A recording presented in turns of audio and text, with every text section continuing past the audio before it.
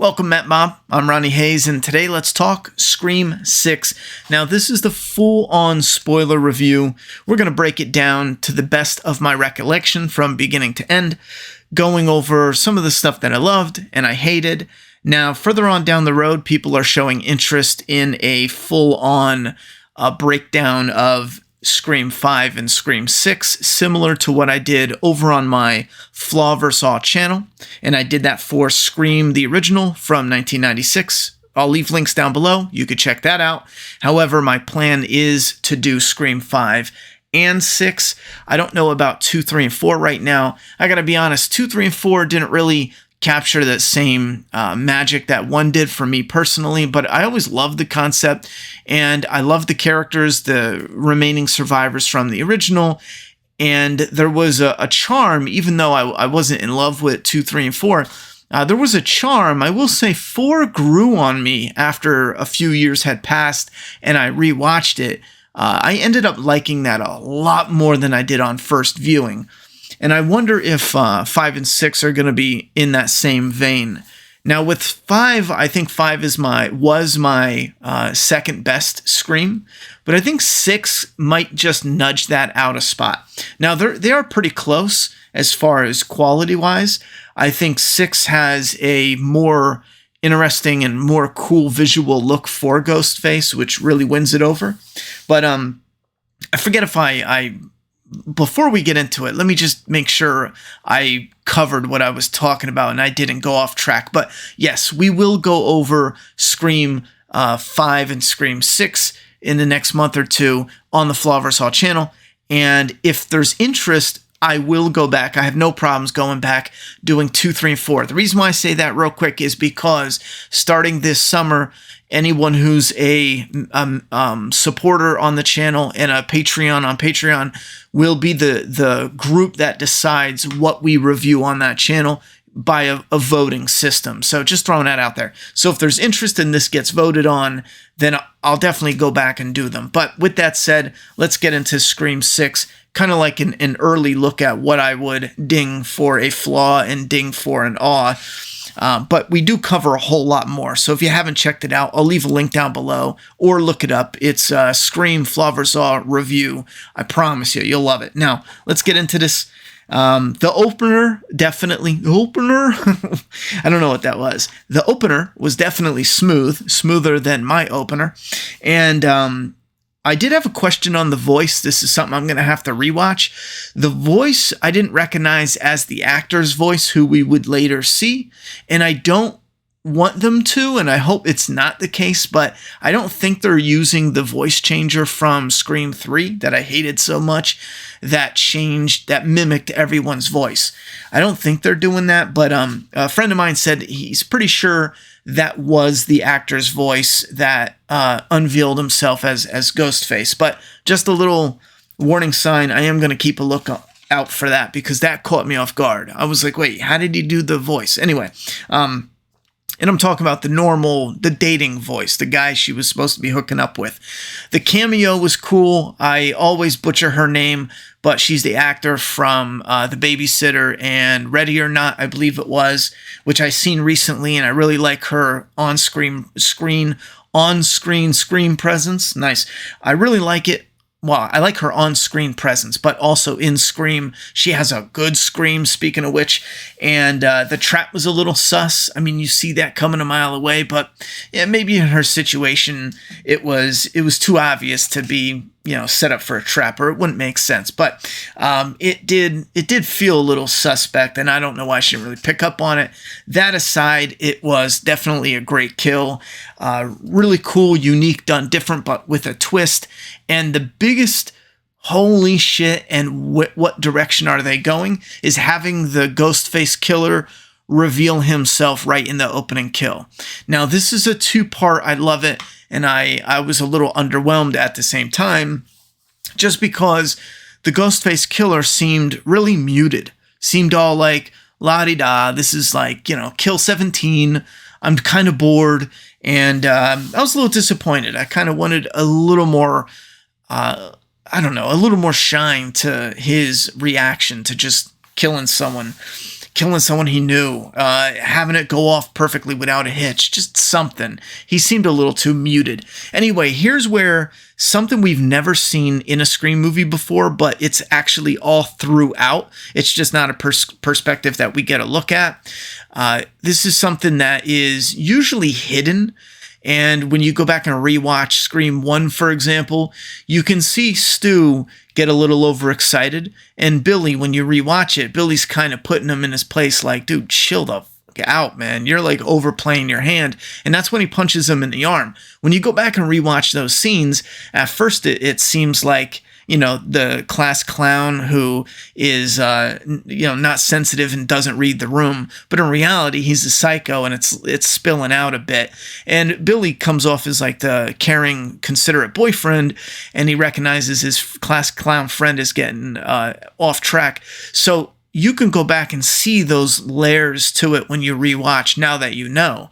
But in this, you get to actually see Ghostface go from packing up his stuff, running into Tara, and it's real quick, it's real subtle. You hear her kind of mention where she's going to be, mention something about Sam, so you can get a vibe of how Ghostface picks up where people are, what to do next, the planning stages. And again, you're only getting such a small little glimpse at Ghostface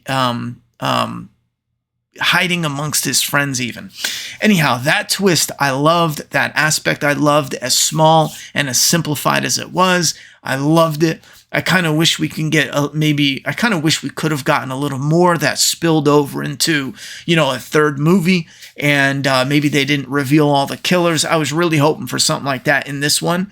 And this beginning setup had me super excited that they were going to go that direction. But he gets home and we see the shrine, and that's cool. A lot of background stuff. He lives how you would imagine a Ghostface killer of the last few eras to live. And he gets a call. I thought the call was a little weird just because he didn't pick up that something was a little off with his friend. Because honestly, me not knowing what's going on, it sounded like his friend got caught and he was calling from the police station trying to trip him up, catch him on the wire. And so for me, I'm sitting there thinking like, this is mad suspect. So the fact that he played along, but the guy, and this is another thing that's a little weird, is the guy had information that, remember he asked him like, where did we meet? Where did we da-da-da? So I don't know how Ghostface knew that, because the roommate was already dead. Anyhow, him talking to his roommate, the aftermath, that for me was a bit flat. Building up to the Ghostface on the phone, though, we as an audience, we know, holy shit, this isn't right. This is another Ghostface, and this is adding a second layer to it. And I was kind of curious how long they would get killed, but it's actually the opener. It's pretty quick. Here's the new twist.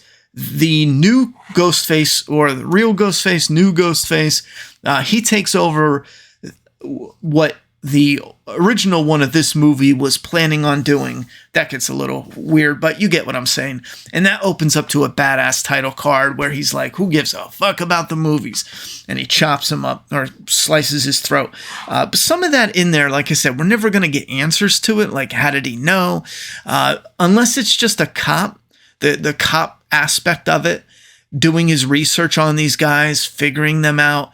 And then he learns information. So when he does pull that question on the phone and unmask Ghostface to Ghostface on the phone, when he does pull that question, there's this hesitation like, wait, hold on.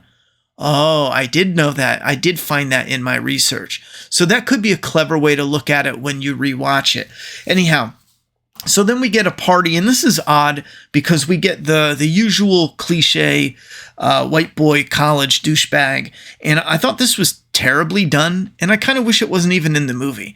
It was lame, distracting, and you get the idea that this guy is supposed to be a douchebag, supposed to take advantage of women. You get that idea, but you don't actually see that there. Tara goes up to just some guy. I mean, this is a responsible adult female, a responsible adult male, supposed to be, right?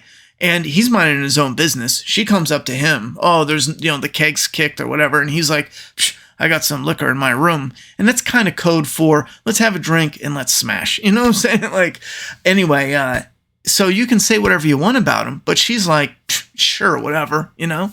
And it's set up like he's supposed to be that generic douchebag.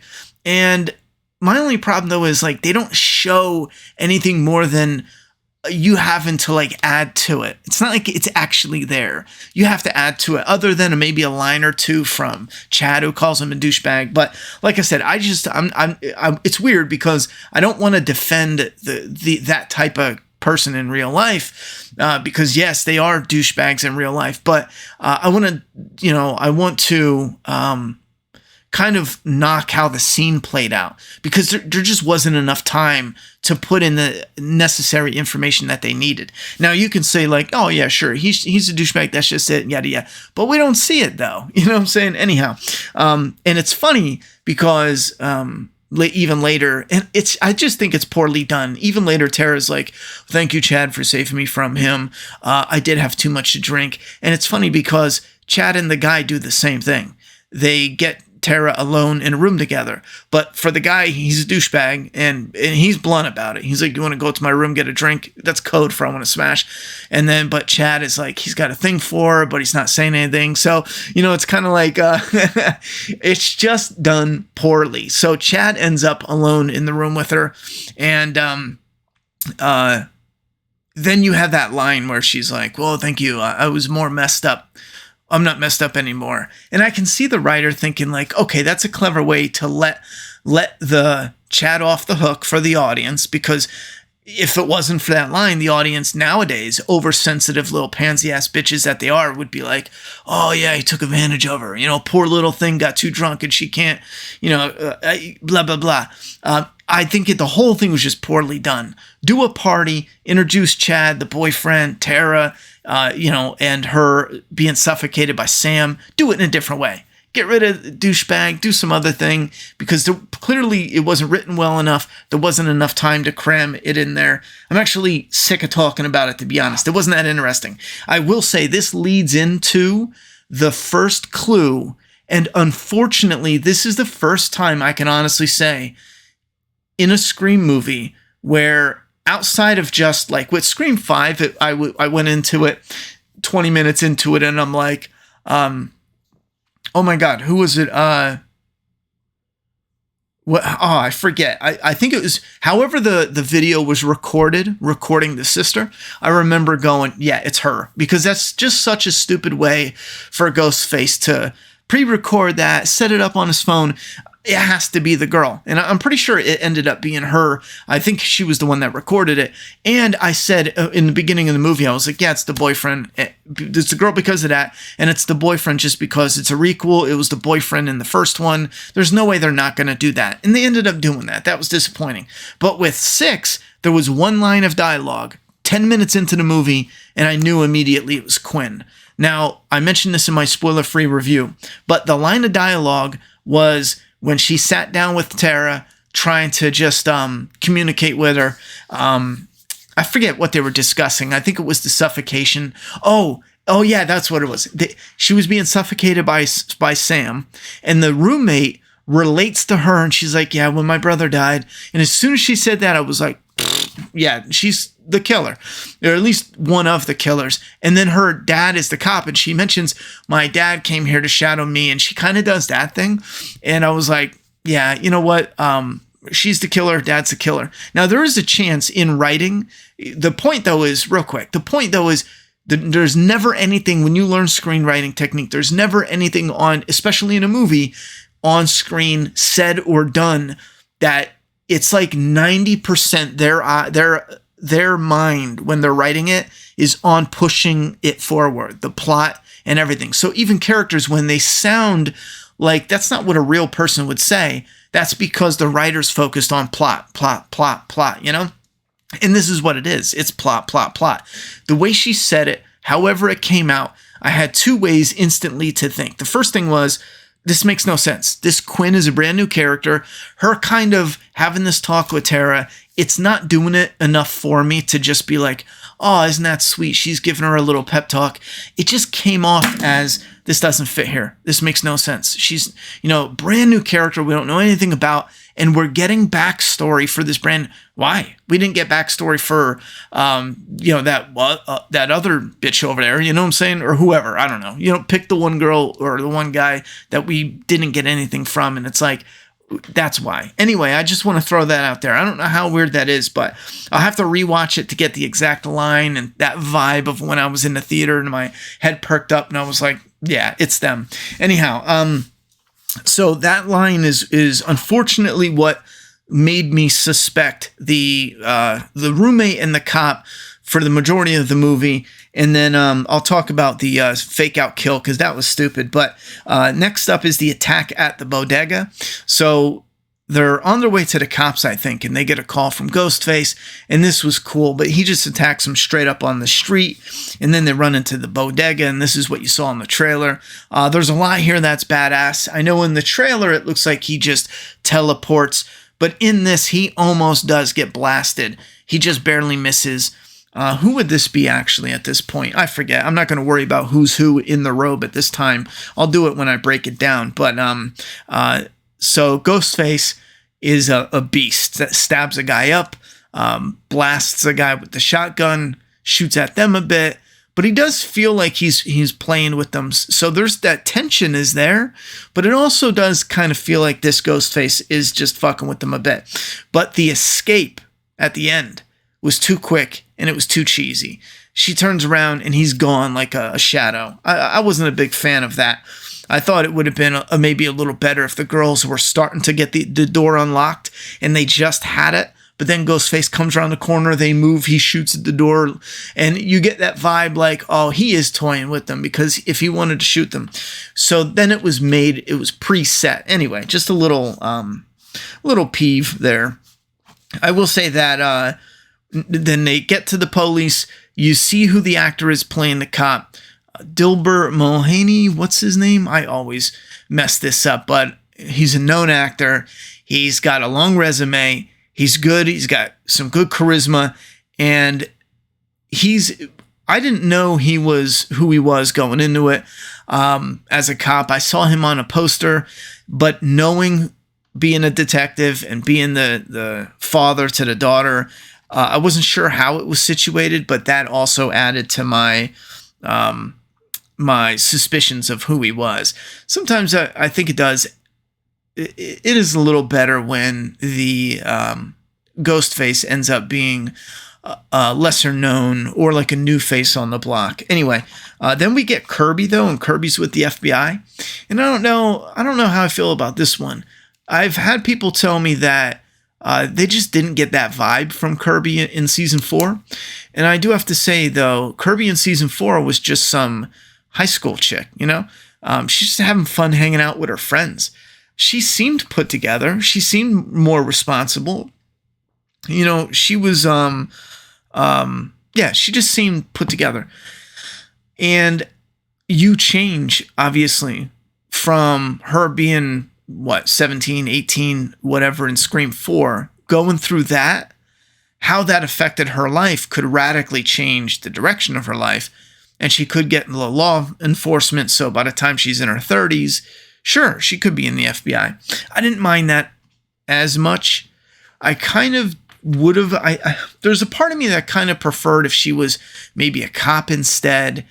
And, a little more to it, keeping an eye on Ghostface. And this would have been interesting because you can branch out from here. And I feel like this is a missed opportunity where she could have mentioned something of having trouble with a previous case of a copycat Ghostface in a different area. And then her being like, listen, we're in the weeds on that one. It has nothing to do with you. Or it was an old one, but they never caught the killer. It's something to add it, because that would have been cool, because they could, with her being an FBI or her being a cop or detective, whatever, they could actually do like a side split and do something that can stand on its own. So not necessarily a full reboot. However, this would be a whole new everything. The only thing they're using is the inspiration for the ghost face. It doesn't matter, but I thought that was a bit of a missed opportunity. I was excited because I did think they were going to go. I thought the reveal would be like, she could be the killer. We know she's not. But the reveal is, oh shit, she's hunting these ghost face down. Anyway, and maybe she had gotten in trouble, suspended, whatever. So Gail meeting up, saying Sydney's in hiding. I thought that was probably the best way to do it for Sydney. At least taking a break for now, but most likely exiting. You can never say forever, look at Jamie Lee Curtis, but at least for now in the foreseeable future, she's kind of on a break, and that's the best way to put it. Like she's she deserves that happy ending. But then we got the therapist. He was killed cool. Ghostface is taking the files. Kind of reminded me of Halloween. And that was another thing that led to my suspicion that it was the cop. I know it felt necessary, but Sam mentioned for the first time ever to anybody she was going to therapy, unless I misunderstood that. It happened to be in front of the cop. And then her therapist is killed and her file is taken for what? More information, more yada, yada, yada. And I just felt like that was the red flag. From that moment on, I knew it was the cop dad. Yeah, I didn't know why. I wasn't quite sure. I was hoping to God it wasn't what it ended up being. Because here's part of the problem is they want this to be refreshing, and they want who's the killer. It's suspense. You don't know, but we do, because the boyfriend was the killer in 1. This is a remake sequel, so of course it's the fucking boyfriend. No, whoa, shocking. And then for the sequel to the requel, who's it going to be? I mean, it's the parent of the slain boyfriend. I don't know how at one point they go like, we'll get to it, but at what point do you go, fans are expecting this? I mean, they are so expecting this. They don't even talk about it because it's so painfully predictable. There's no way you'll do that. It's just like, why would you do that? This is Scream 2 over again with Mrs. Loomis. Anyhow, so from that point on, though, that did ruin the whodunit, because I was pretty damn 98% it was the dad, and we got the apartment, and this leads into the apartment killing. You get Ghostface, and he's just kind of there, and it's cool because they do the room across the room across the alleyway. This has been done in a few different movies, but I always love it when they do this. I don't know why he didn't just pick up a phone right away. He's all at the window like, hey, just pick up the damn phone, Anyway, but I like that. But then when Ghostface slid away from her and into the shower, I was like, okay, all right. There's no reason not to kill her. Later, we would find out, though, she's on the phone with her dad, but who's in the Ghostface costume? Her dad or her brother? If she is on the phone with her dad, that means she's faking a phone call. Do I have this right? With her dad, who's a Ghostface. She's a Ghostface. And their Ghostface partner, which is her brother, is in the room with her. Who needs to hear this call? The only thing I could possibly think of is they're playing it extra safe in case anyone's eavesdropping. So this way, let's say they are eavesdropping on her and they overhear her being worried, like, dude, I don't want to get stabbed. Like this is crazy. Like, or you know what I'm saying? Because if you don't think anyone's listening to you, and you're worried about, being killed by this Ghostface, then you're probably not the killer. So is it that kind of 3D chess moves? I don't know, but it came off a bit. I'll have to rewatch it to really decide. Maybe you guys can leave a comment letting me know. I do want to mention real quick, I had wrote down Gail at the end of 5 was going to write a book on Dewey. I missed that if she did it or not. It would have been cool. Maybe they did, but they showed a book of Dewey. I thought that would have been cool, but I will say I hated her return as the same old doll. They try to repeat the friction. They do the punch from, Scream 1. I hated it all. I got a cheap laugh just because she ducked it and she was like, yeah, I've been here before. And then out of nowhere, it's a cheap laugh. It's like a guy getting kicked in the balls. I laughed, but even after I thought, it's cheap. Take it out of there. All you're doing is recopying something that was done better in the first one. It came off better in the 80s and 90s because people weren't as bitch made. In 2023, I mean, come on. That's besides the point, though. But I don't know. It's just, it felt flat having Gail show up. It's like she's, the same person she was 20 some years ago, hasn't changed a bit. It's just dull. Story-wise, it's the same damn thing. Friction there, but then they come together. Anyway, so in the apartment, there is some good action. I mean, the body's thrown outside, and when the body was landing, I tried taking a quick look at the wounds, and it was only real quick, but it only looked like a fake like line on her throat. I have to rewatch it because maybe they did do something and it looks better. But I was purposefully looking. I was like, I want to see if she's wounded because I was pretty convinced. Excuse me, she might have been the killer, as well as the dad. The attack though with the girlfriend getting stabbed up. Don't tell me I get hiccups, but she got gutted good. Going across the ladder, I love that setup, and I love how Ghostface is kind of playing along. I dig that as well, and her falling down too is real brutal. I wish they kind of would maybe focused on the characters though.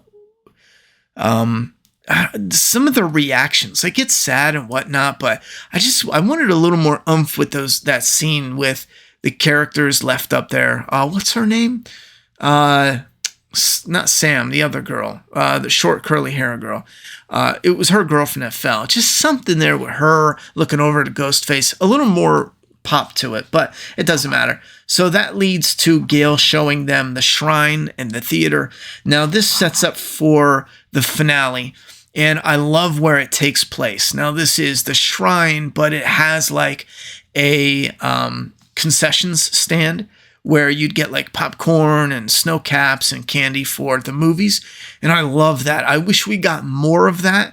It's there, but they only use like this little section. And I kind of would have liked a little more of that. I love that stuff. Things that relate in that way, but don't do it in a abandoned, post-apocalyptic. I mean, do it in different ways. But I think it adds a level to it, especially for a movie like Scream. I thought the location was very fitting.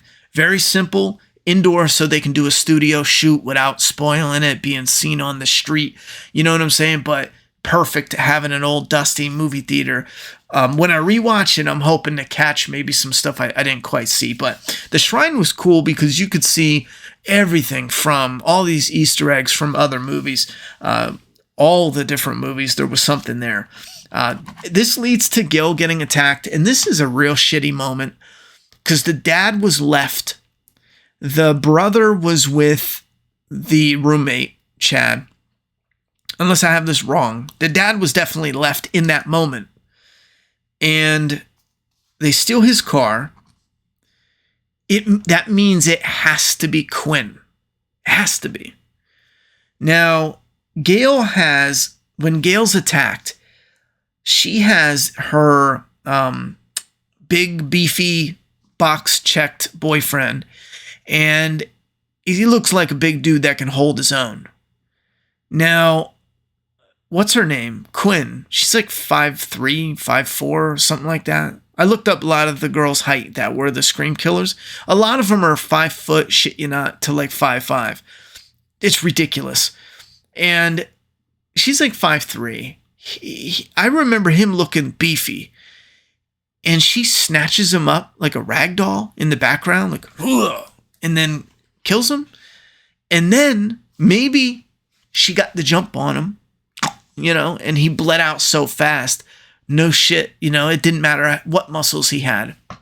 Fine, whatever, A knife could make any of us pussy.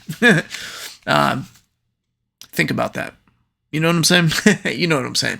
Anyhow, but then Quinn throws the body through a shelf.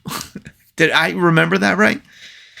Fuck no. I'm so sick. One thing I love about Scream, one thing about the franchise that I really love, I want Scream to succeed. I want it to live on and maybe create more movies and even get some sort of new direction, reboot. Let's see what they do with the franchise. I want more. Twist it up, shake it up a bit. However, stop doing this dumb shit where you have a 6'3" frame body double in the Ghostface outfit, but then you reveal, like, when they take their masks off. Like, as much as I do enjoy Scream 4 now that I rewatched it, when Jill reveals herself, it's so dumb because she's so tiny.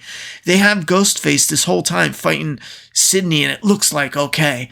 But then when she goes to reveal herself, she's like, "Hey, Sydney, it's me." It looks terrible. Anyway, the fact that it's Quinn here really steals some of the shine. I like the back and forth, though, with Gail. She's a bit dumb in that one room. I think she leaves that one moment. She leaves a room, if I remember right. I remember kind of scoffing in the theater. She was in a safe area, and then she leaves and gets, like, stabbed, or I don't know. That was pretty dumb. But I do like the fight, the action. It led to a fake-out death. And here's where Scream 6, I think, really, really backpedaled on bringing it, because this was tough. But then it pulled back on everything tough it did. It was like, yeah, we're not fucking around. Gail's done. Oh no, she's got a slight pulse. Oh, all right. No, we ain't fucking with Chad. Is gone. You love Chad? Oh, you like Jenna Ortega? She a bad bitch. You want to see her happy? Chad is done. There's no way he's alive. You know what I'm saying? Like, every time they really bring it, Mindy, is that her name? Yeah, she's the comedic relief now. She's telling you the rules, and she says, "I'll be right back," and she's not coming back. This is Scream 6. We ain't fucking around. She is dead. She's alive. It's like, and she's not just alive, but she comes running. She's like, "Hey guys, I wasn't going to miss this ending." It's like, oh my God. So I'm getting ahead of myself, but that's one thing. I think a lot of fans are going to overlook it because I like Chad. There's charisma there. He's got a nice, I like what they did with his character. The actor's got good charisma. Mindy as well. She's got good screen presence. I liked her as a character. So on one hand, it's like, come on. But on another hand, it's like, well, all right. I mean, I want to see them in Scream 7, so whatever. But it is getting a little obnoxious how it's being done, though. Anyway, so they want to set a trap. And this is where it leads to the subway scene. You already saw the scene in the trailer. This reminded me of Predator 2, by the way.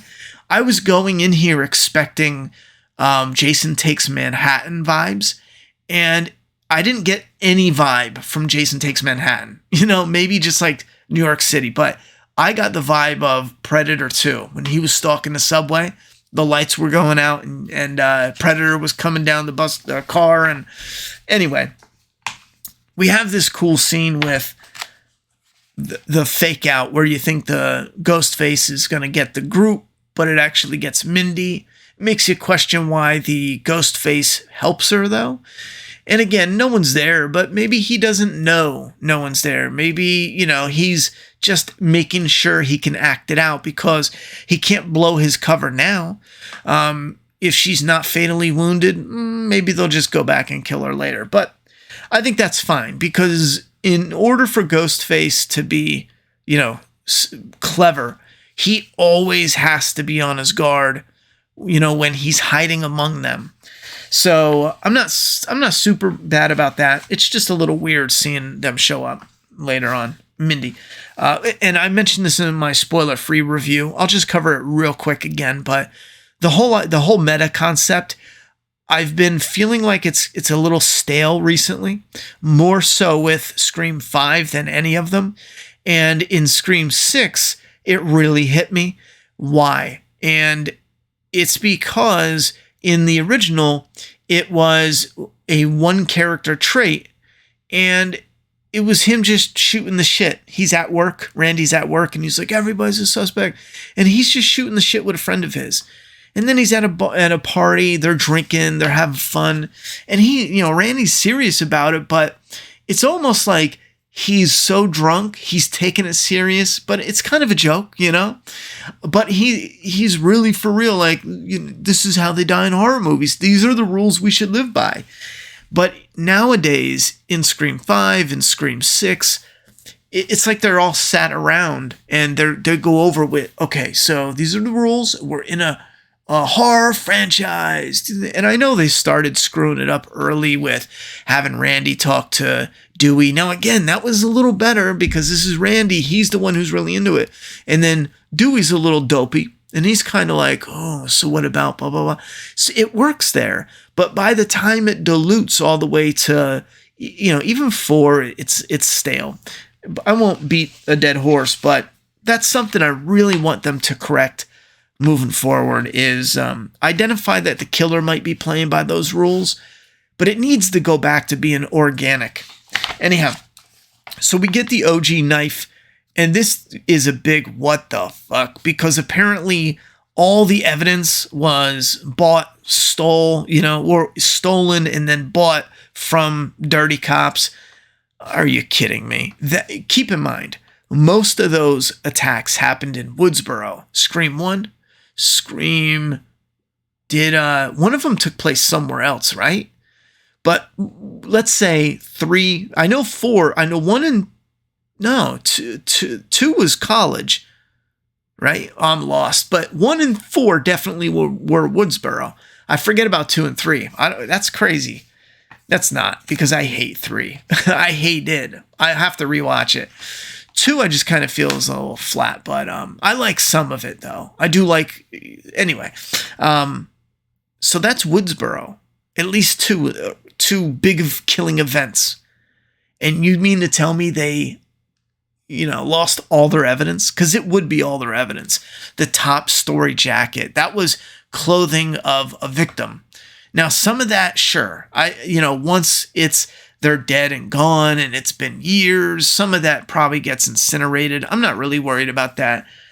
But the fact there was so much of it, and I thought it would have been nice to say, like, oh my God, this is the original, blah, blah, blah. But then they're like, oh, that's a replica, top story jacket. Like Courtney Cox would say, well, some of this is replicas. Like the jacket's a replica. I know, because the cameraman, it doesn't matter. But I thought that was a little off how they got all the evidence, Anyway, the OG knife she ends up grabbing looked kind of stupid.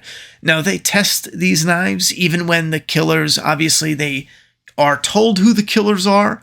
Cops don't just go, oh, you're survivors, we believe your story. No, they look and they test where the bodies are, fingerprints, they check, phone records and logs, and they search Billy's room and Stu's room and all this other shit. So they'll do a whole investigation. So they're going to test the knife. Chances are it's not going to look like it's covered in jelly. And I thought that was real lame. Like, if it's the original knife, I think we're smart enough to realize it's probably not going to have blood on it anymore and not look like that. Blood that's 20 years old. Is it 20 years old at this point in time? Blood that's 20 years old. It's going to be, probably black and fallen off by now. You know what I'm saying? That's one thing I want to see movies do more and more. When blood dries, it darkens, real dark red, all black even. I want to see more and more of that.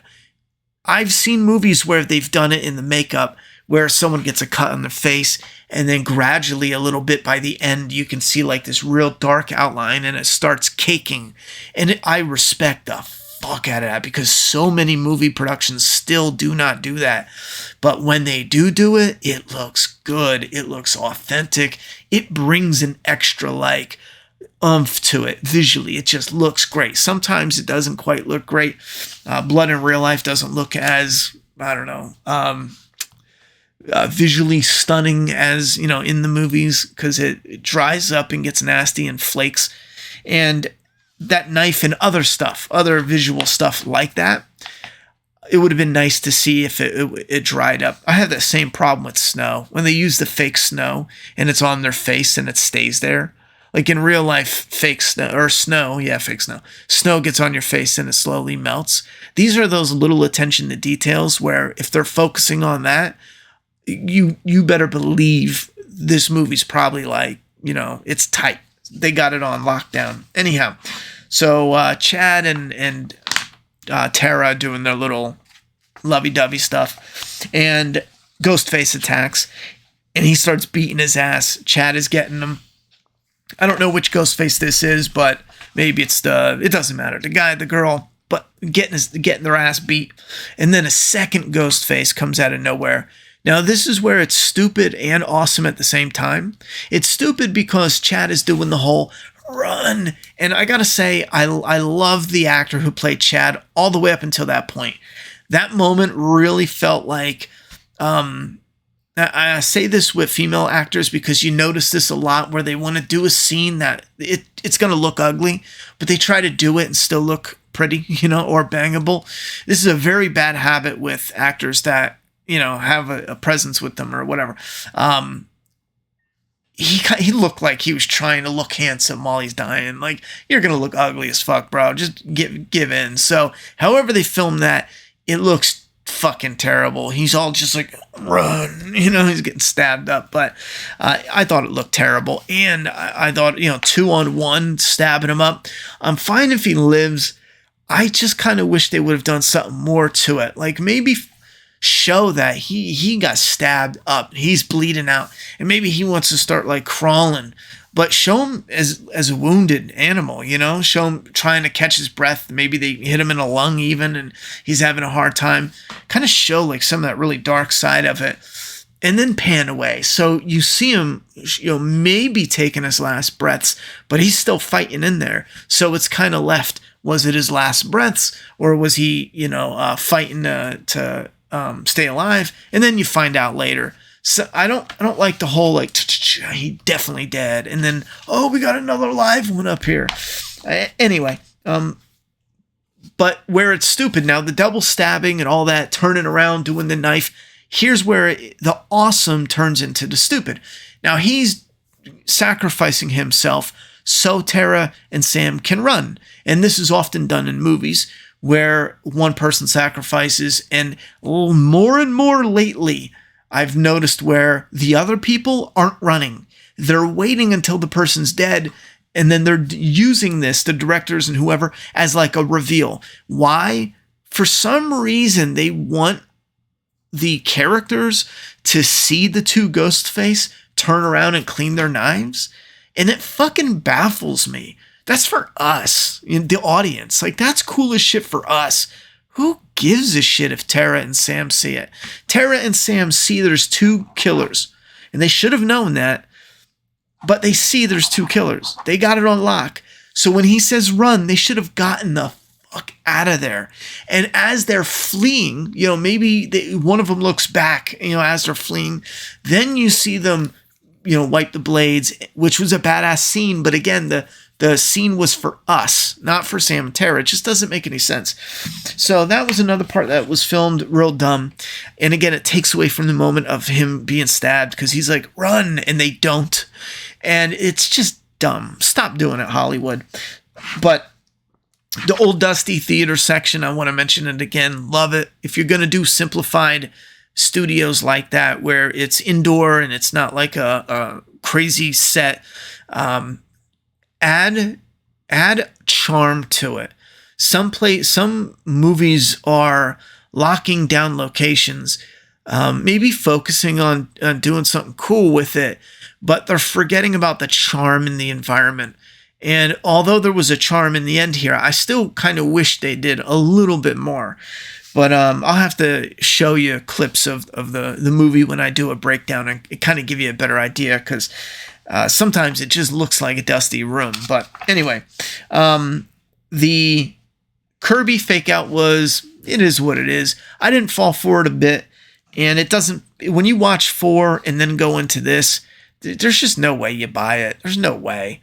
It's one of those reveals where it doesn't make sense. Like, it doesn't make sense if Sydney becomes the killer. Like, none of that makes sense. I don't know why there's some fans that, thrive on those kind of theories. But the Kirby fake out, it's just like the Gale fake out in Scream 2, where Gale comes through the door and Sydney's like, Gale? And you as the audience are like, no way. Why is she walking funny? Gale would not, Gale would not fucking do this. And then you see Luma's behind her. It's kind of like that fake out. Kirby gets shot. The cop is gets real goofy, cartoony. Some of this I don't mind. Some of the line delivery is real goofy. And he's like, oh no, Scooby-Doo, you're it. And the cop is like, of course I'm it, Again, some of his lines, I'll pick them out when we do a deeper into, but some of his lines are cartoony. Some of them do work. Then you got Quinn, you got the brother. I don't know what the fuck got into the actor who played the brother, but man, there's an actor who can do his role, and I think that's why Stu was so charming, because he did his role, then he got loud, but then he did his role. This actor just felt like once he was revealed, he's just screaming every line, and it came off as kind of ridiculous. So you get the 3 reveals. Now it turns into, unfortunately, a knockdown, drag-out brawl. I don't mind it. I like having some action in any of my horror. I don't care if it's Jason Voorhees, Michael Myers. You can put in some cool, action scenes and shit like that. But don't go crazy to where it's becoming a horror version of the Fast and the Furious. And this is something I am worried about. And I'll do better examples when we break this down. But going overboard ridiculous, I'll give you an example with the people getting stabbed up severely, repeatedly, different areas, and surviving, but also barely even acting like they have a wound, Some of these wounds, you get a wound and like how you're shot or you're stabbed or blah, blah, blah, blah, blah. It's going to be insanely painful to lift your arm. Some of these people are just doing whatever the fuck, and it just doesn't match. And it looks better. It's more interesting. And sometimes they need an excuse for a character to be slower, to not quite get it. And they come up with weird, I don't know, they tripped instead of, no, they're stabbed 17 times. Of course they're going to be slower. But anyway, we get the moment where this is part of the arc. And an arc is something that's debatable. I debate we don't always need character arcs, because you're taking these 2 days in a person's life. 2 days, 2 months, 2 weeks. How many character arcs do you go through in 2 days, 2 months, 2 weeks? Sure, for movies, character arcs work, especially the more character focused, the more dramas they are, blah, blah, blah. There's a character arc in the original Scream that's so goddamn smooth, people probably don't even notice it, And that's simply, and it's so organic, it's built into it, but simply look at the bitch of a newscaster from beginning to end. See how she's humbled by the end, even kind of falls in love by the end. Now look at the Sydney from beginning, kind of shy, but she has this the coarseness about her because of what she went through with her mother. And then look at her by the end. This was kind of, it was traumatic, but it was also like a release, not in my movie, stay down, motherfucker. So there's these simplified, perfect fitting arcs for these characters because it's organic. It's just simply a person that was traumatized, a little shy, shut in, kind of wounded is the best way to put it. Not necessarily, but it doesn't matter. But then you have these characters and you get one character that is over parent, like a helicopter parent.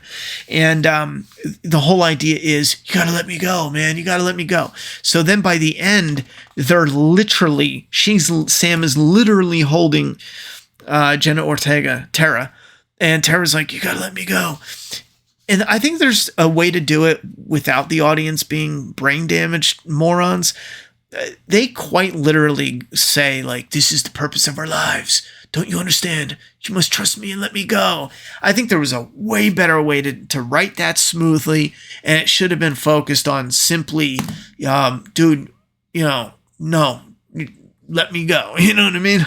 And without having the implication that it meant, in their life, you have to let me go too. So it should have been the, what's the word, Mark? You know what I mean? And so, but she falls, she does let her go. She falls and she gets stabbed yet again, Tara. And then she ends up stabbing the boy Ghostface in the throat, right in the mouth. That's definitely cool.